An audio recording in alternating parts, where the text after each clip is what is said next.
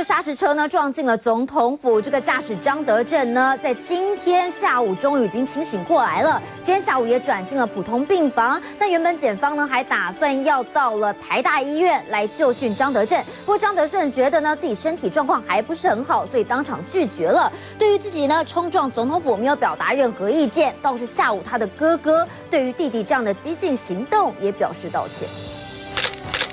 躺在病床上，眼睛微微张开，冲撞总统府嫌犯张德正从昏迷转醒，也已经可以进食。对于自己做的事，张德正首次认错。他的举动其实是太过于激烈。那他的部分，他的目的只是想要让社会大众知道说，就是他觉得他的第二段的婚姻的判决对他来讲是非常的不公平。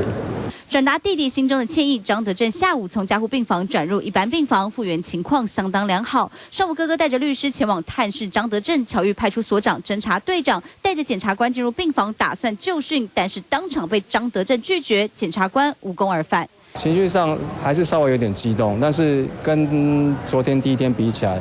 第二天比起来，这样算是比较好一点了。包含他去冲撞，我觉得那个力道应该不是一般普通人可以接受。 检方虽然有他办案的压力，但是我们希望当事人的权利才是本件最重要的。根据了解，曾经担任官场工人案件的律师曾威凯，这次是自愿担任张德正辩护律师。而检方虽然没有完成就训，但初步因为总统府当时有宪兵站哨，冲撞时已经影响宪兵勤务，检察官将朝3年以下有期徒刑的妨害公务罪，以及最高刑责5年以下的毁损古迹罪方向侦办。